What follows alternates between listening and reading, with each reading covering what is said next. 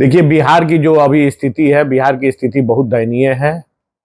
बिहार में सबसे बड़ी समस्या क्या है? बिहार में शिक्षा के लिए आपको बाहर दूसरे राज्य पे निर्भर रहना पड़ता है।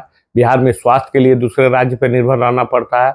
बिहार में आपको रोजगार के लिए दूसरे राज्य में निर्भर रहना पड़ता है। यानी बिहार में शिक्षा, रोजगार और स्वास्थ्य तीनों के लिए आपको दूसरे राज्य में निर्भर रहना पड़ता है। तो जन स्वराज का मुख्य उद्देश्य यही है कि बिहार को विकसित राज्य बनाना है। बिहार को मजबूत ऐसा एक राज्य बनाना है कि जहां पे शिक्षा के लिए दूसरे राज्य पे हमको निर्भर नहीं रहना पड़े, स्वास्थ्य के लिए दूसरे राज्य पे निर्भर नहीं रहना पड़े, और रोजगार के लिए जो हम बार बार दूसरे राज्य में जाते हैं, आप लोग जैसे बराबर चैनलों में देखते हैं कि बिहार के लोग रोजगार के लिए दूसरे राज्य जाते हैं, वहां पे पीटे जाते हैं, वहां पे बेइज्जती का उनको सामना करना पड़ता है। तो ये चीज नहीं हो। रोजगार के लिए यहाँ पे रोजगार का ऐसा एक हब बनाया जाए बिहार में कि बाहर के लोग बिहार में आकर रोजगार प्राप्त कर सके। बिहार के लोगों को रोजगार के लिए बाहर नहीं जाना पड़े। क्या जन स्वराज अगला विधान चुनाव लड़ेगी क्या?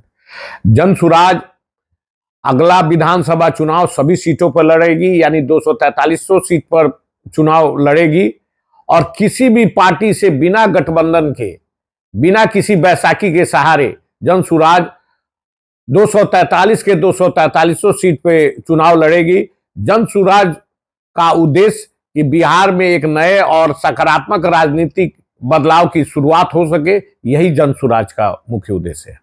क्या प्रशांत किशोर बिहार के लिए एक दूरदर्शी नेता साबित हो सकते हैं? देखिए, प्रशांत किशोर अपने हर सभा में कहते हैं कि बिहार के लोगों को लगता है कि शर्ट के ऊपर जो गंजी पहनता है वही बिहार का नेता है, और वही उसी से बिहार का विकास होगा। ये बिल्कुल सही नहीं है। प्रशांत किशोर जी पढ़े लिखे हैं और देश के अलग अलग नेताओं के साथ काम करने का उनका अनुभव है, इसलिए वो बिहार के लिए एक दूरदर्शी नेता साबित हो सकते हैं। उन्होंने बिहार में पदयात्रा कर समय समय गांव में कहा है कि समाज के अच्छे लोग जब तक राजनीति में नहीं आएंगे तब तक बिहार का विकास संभव नहीं है। बिहार को प्रगति के पथ पर तभी लाया जा सकता है जब समाज के लोग जागरूक होंगे और अपने हक के लिए नेताओं से अपने बारे में सवाल करेंगे। क्या जन स्वराज के माध्यम से अच्छे लोग राजनीति में आएंगे? जी, प्रशांत किशोर जी जो हमारे नेता हैं, उनका मानना है कि जन स्वराज के माध्यम से अच्छे और योग्य लोग राजनीति में आएंगे। आज बिहार की स्थिति ये है कि बिहार के राजनीति में 1200 से लेकर 1300 परिवारों का कब्जा है। उन्हीं के परिवार के लोग लगातार विधायक और सांसद बनते आ रहे हैं। प्रशांत किशोर जी ने कहा है कि बेहतर और आम परिवार के सही लोगों को चुनाव में वो उतारना चाहते हैं ताकि समाज में अच्छे लोग राजनीतिक में आकर बिहार का विकास कर सके और बिहार एक समृद्ध राज्य बन सके। क्या जन स्वराज के विजन के अनुसार बिहार के अगले 10 वर्षों में देश के अग्रणी राज्यों में शामिल हो सकता है? देखिए, प्रशांत किशोर जी के विजन के अनुसार यदि बिहार के लोग एकजुट होकर जाति धर्म से ऊपर उठकर बदलाव के पथ पर आगे बढ़े तो बिहार अगले 10 सालों में देश के अग्रणी राज्यों में शामिल हो सकता है। प्रशांत किशोर जी ने कहा है कि यह संभव है कि अगर लोग सही नेतृत्व का समर्थन करें तो बिहार को 10 साल क्या, उससे कम ही समयों में बिहार को अग्रणी राज्य बनने से कोई रोक नहीं सकता है। क्या जन स्वराज में सभी वर्गों को संख्या के हिसाब से हिस्सेदारी मिलेगी? देखिए, जन स्वराज का उद्देश्य है कि सभी लोगों को संख्या के हिसाब से उचित प्रतिनिधित्व मिले, इससे सभी की आवाज सुनी जा सके और सभी के हितों की रक्षा की जा सके। यही कारण है कि प्रशांत किशोर जी ने समाज के सभी वर्गों को उनकी संख्या के हिसाब से संगठन में स्थान और टिकट देने की बात कही है।